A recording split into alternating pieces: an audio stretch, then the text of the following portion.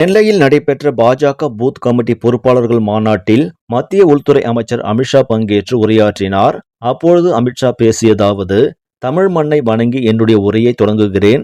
புண்ணிய பூமியான தமிழகத்தில் தமிழில் பேச முடியவில்லை என வருந்துகிறேன். மறைந்த நாகாலாந்து கவர்னர் இலா கணேசன் பாஜகவிற்கு வாழ்க்கையை தியாகம் செய்தவர். அவரது ஆன்மா சாந்தி அடைய வேண்டுகிறேன். தமிழ் மண்ணை சார்ந்த சி.பி. ராதாகிருஷ்ணனை துணை ஜனாதிபதி தேர்தலில் வேட்பாளராக நிறுத்தியுள்ளோம். சி.பி. ராதாகிருஷ்ணன் அடுத்த மாநிலங்களவை கூட்டத்தில் சபாநாயகராக இருப்பார். பிரதமர் மோடி தமிழ் மண்ணையும் மக்களையும் எப்பொழுதும் உணர்ந்தவர். தமிழ் மண் மக்கள் மொழி மீது பற்று கொண்டவர். சோழர்களுக்கு பிரதமர் மோடி பெருமை சேர்த்துள்ளார். கங்கை கொண்ட சோழபுரத்தில் சோழ மன்னன் ராஜேந்திரனுக்கு விழா எடுத்துள்ளார். தமிழகத்தை சேர்ந்த விஞ்ஞானி அப்துல் கலாமை ஜனாதிபதி என்ற உயரிய பதவியில் அமர்த்தி பாஜக அழகு பார்த்தது. ஆபரேஷன் சிந்தூர் மூலம் பயங்கரவாதத்தின் முதுகெலும்பை முறித்திருக்கிறார் பிரதமர் மோடி. 1,00,000 கோடி முதலீடு செய்து இளைஞர்களுக்கு வேலை வாய்ப்புகளை பிரதமர் மோடி உருவாக்கினார்.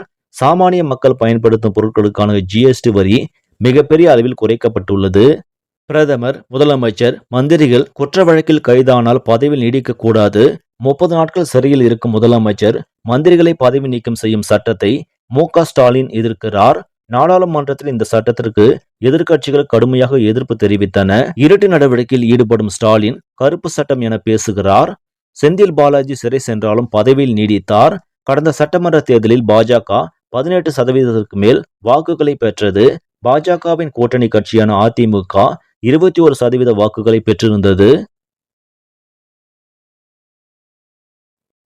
தமிழகத்தில் 2026 பாஜக அதிமுக கூட்டணி தான் ஆட்சி அமைக்கும். பாஜக அதிமுக கூட்டணி தமிழக மக்களை மேம்படுத்தும். திமுகவை வேரோடு பிடுங்கி எறிய வேண்டும். திமுக அரசின் ஊழல் பட்டியல் நீளமாக உள்ளது. டாஸ்மாக், போக்குவரத்து, கனிம வளம் என எல்லா துறைகளிலும் திமுக அரசு ஊழல் செய்து வருகிறது. உதயநிதியை முதலமைச்சராக்குவதுதான் திமுக கூட்டணியின் ஒரே லட்சியம். சோனியா காந்திக்கு அவர் மகன் ராகுல் காந்தியை பிரதமராக்குவதுதான் ஒரே லட்சியம். நான் சொல்கிறேன், ஒரு நாளும் உதயநிதி ஸ்டாலின் முதலமைச்சராக முடியாது. இவ்வாறு அமித்ஷா பேசினார். மேலும் இது போன்ற முக்கிய செய்திகளை உடனுக்குடன் அறிய நியூஸ் இன்ஃபோ தமிழ் சேனலை சப்ஸ்கிரைப் பண்ணுங்க. உடனடி அப்டேட்களுக்கு பெல் பட்டனை கிளிக் செய்யுங்க.